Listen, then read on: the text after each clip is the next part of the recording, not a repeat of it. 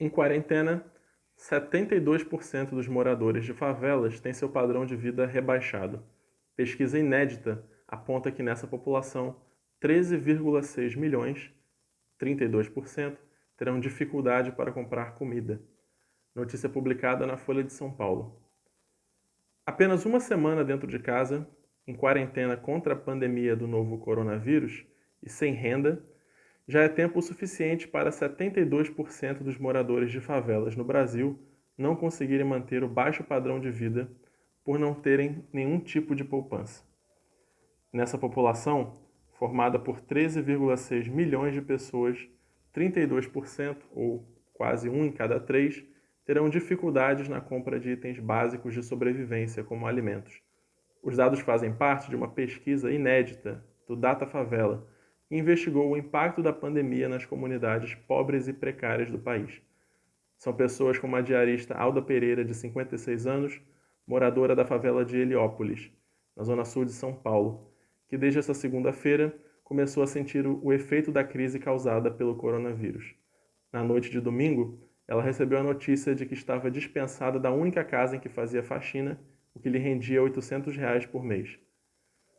Foi um baque, ela diz. Fui demitida pelo Zap. Fácil, né? E diz ela que não conta com nenhum tipo de rede de proteção social do Estado. Essa notícia mostrou pra gente, na realidade de uma pessoa, né, Alda, que é a realidade também de muitos brasileiros. E que vão ficar sem renda, seja pelo corte, né, interrupção dos serviços que realizam durante esse momento de isolamento, seja pela demissão, que foi o caso dela também. E isso mostra a irresponsabilidade tanto de pessoas como o Bolsonaro, líderes religiosos de igrejas evangélicas que acham que a pandemia é uma brincadeira, que não acreditam no número imenso de mortes, como a gente está vendo na Itália, na Espanha, na França, e que provavelmente aqui no Brasil tende a ser ainda pior, como também a dos governadores, que estão impondo medidas de isolamento social, mas sem nenhum tipo de garantia para os trabalhadores, sem garantia de que vão ter uma renda, sobretudo esses trabalhadores como a Alda, que são trabalhadores informais e que dependiam diretamente ali daquela renda. É bom lembrar que Paulo Guedes, ministro da Economia do Bolsonaro, já falou que os pobres são pobres porque não sabem poupar, não sabem administrar os seus recursos.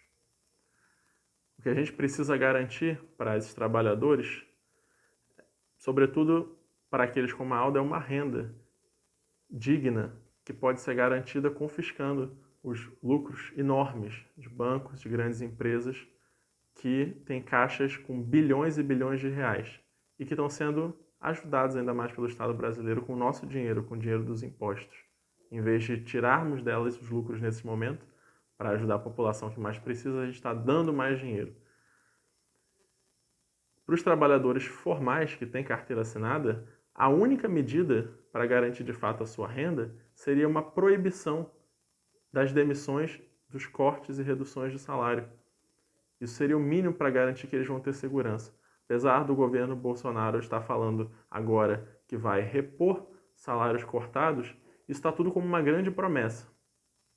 E a única medida realmente manter empregos, manter a dignidade da vida dessas pessoas durante a quarentena, que é para salvar as suas vidas e a vida da nossa população, seria de fato proibir essas demissões e, além disso, também cancelar a cobrança enquanto durar aí essa pandemia, as medidas de isolamento social e os efeitos dessa crise, cancelar as contas essenciais de água, luz, gás e também os aluguéis, que comem uma parcela imensa da renda do povo trabalhador.